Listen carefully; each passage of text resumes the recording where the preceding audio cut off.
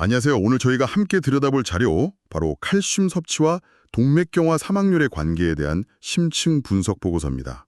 네. 이 뼈 건강하면 딱 떠오르는 칼슘인데, 이게 심혈관에는 혹시 다른 영향을 줄 수 있는지, 특히 그 논란 많은 칼슘 보충제 있잖아요. 아, 네네. 그 보충제 논란이 많죠? 네, 이 상반된 연구 결과들 오늘 한번 제대로 파헤쳐보겠습니다. 좋습니다. 칼슘 우리 몸에 가장 많은 미네랄이죠. 99%는 뼈랑 치아에 있고요. 그렇죠. 대부분 그렇죠. 네. 근데 그 1% 미만? 아주 적은 양이 혈액 응고나 근육 수축, 신경 전달 같은 아주 중요한 생리 기능을 조절하거든요.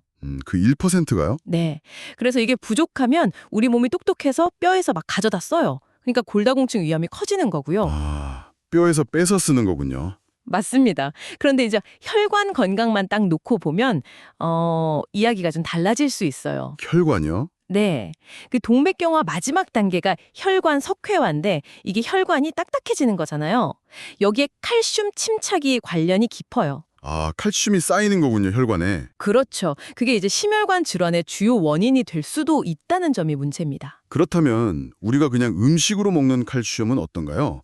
보고서를 보니까 음식을 통한 섭취는 심혈관 사망률이랑 큰 관련이 없거나 오히려 하루 한 800mg 그 정도 먹을 때 사망 위험이 가장 낮다는 그런 U자형 관계? 네, U자형 맞아요. 그거 흥미로운 결과죠. 네, 정말 흥미롭더라고요. 이게 참 재밌는 지점 같아요. 네, 그 점이 중요합니다. 그러니까 식이칼슘은 비교적 안전하다 이런 의견이 많아요. 아, 음식은 괜찮다. 네. 근데 진짜 논란의 중심에는 이제 보충제가 있는 거죠. 보충제. 네, 관련 연구 결과들이 정말 상충돼요. 그렇죠. 너무 달라요. 어떤 연구에서는 칼슘 보충제가 심근경색 위험을 한 24% 정도, RR 1.24, 그리고 뇌졸중 위험은 한 15%, RR 1.15 이렇게 높인다고 보고를 하고요. 꽤 높는데요? 네.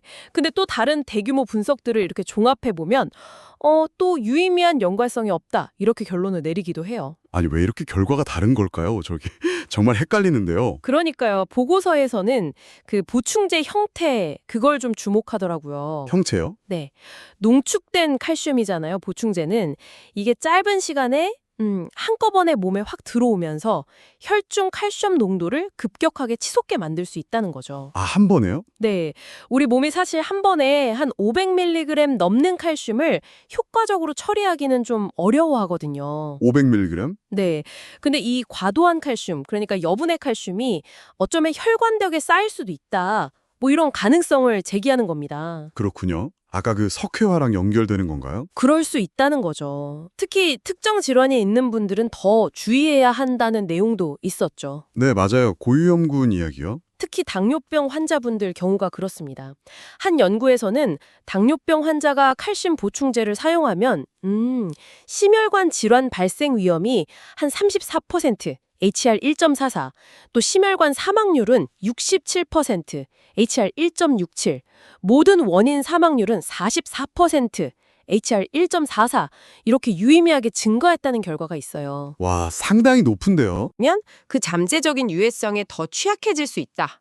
이렇게 시사하는 거죠. 당뇨 환자는 정말 조심해야겠네요. 네, 그리고 폐경 후 여성에 대한 연구 결과도 아직은 좀 엇갈리고요. 듣고 보니 참 이상하네요. 뼈는 막 칼슘 부족해서 약해진다는데 혈관에는 오히려 칼슘이 쌓일 수도 있다니. 이게 바로 그 자료에서 말하는 칼슘 역설인가 보네요. 네, 맞습니다. 정확히 그 칼슘 역설 현상이죠. 왜 이런 모순적인 상황이 생기는 걸까요? 이 모순을 푸는 열쇠 중 하나로 이제 기능의학적 관점이라고 하죠.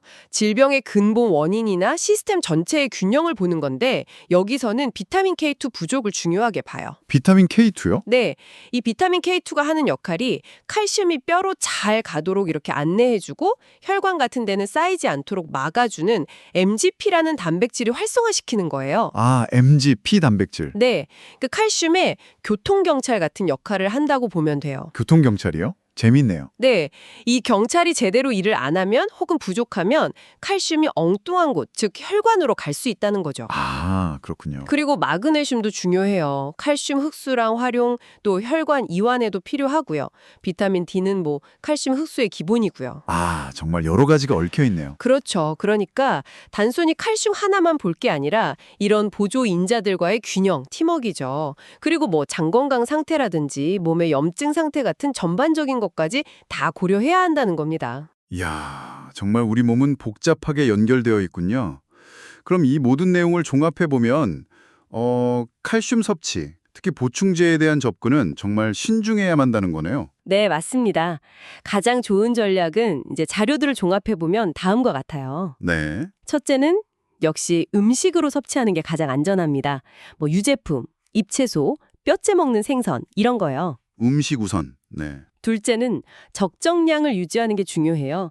성인 기준으로 하루 1000에서 1200mg 정도 목표로 하되 아까 그 U자 영국성 기억하시죠? 과다 섭취는 피해야 합니다. 네, 너무 많아도 안 좋다. 그렇죠. 셋째, 보충제는 정말 필요하다면 전문가와 상의 후에 한 번에 500mg 이하로 소량으로 나눠 드시는 게 좋습니다. 나눠서 먹는 거군요. 네, 특히 아까 말씀드린 당뇨병 같은 기저질환이 있다면 더욱 주의해야 하고요. 네, 중요하네요. 넷째는 그 칼슘의 파트너들, 보조 영양소를 고려해야 합니다.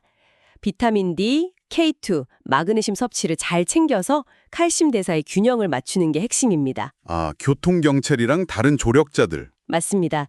그리고 마지막으로 다섯째는 뭐 당연한 얘기일 수 있지만 건강한 생활 습관이 기본이죠. 균형 잡힌 식단, 운동, 스트레스 관리 같은 전반적인 건강 관리가 중요합니다. 그렇군요. 정말 명쾌한 정리 감사합니다. 이 뼈 건강의 상징인 칼슘이 가진 또 다른 얼굴, 그리고 우리 몸의 그 정교한 시스템에 대해서 다시 한번 깊이 생각해 보게 되는 시간이었습니다. 네. 여기서 이제 중요한 질문이 생기는 것 같아요. 단순히 칼슘 섭취량, 그 숫자만 늘리는 데 집중할 게 아니라 내 몸의 전반적인 상태와 다른 영양소들과의 그 관계 속에서 칼슘이 제 역할을 할 수 있도록 환경을 만들어주는 것. 그게 핵심이라는 거죠. 맞습니다. 그래서 마지막으로 청취자분께 이런 질문을 던져보고 싶습니다. 지금 여러분의 칼슘 섭취 방식은 어떠신가요? 혹시 보충제에만 의존하고 계시진 않나요? 그리고 칼슘의 그 중요한 파트너들, 비타민 K2나 마그네슘 같은 영양소들에 대해서는 얼마나 신경 쓰고 계신가요? 오늘 저희가 함께 살펴본 내용을 바탕으로 자신의 건강 전략을 한번 점검해 보시는 건 어떨까요?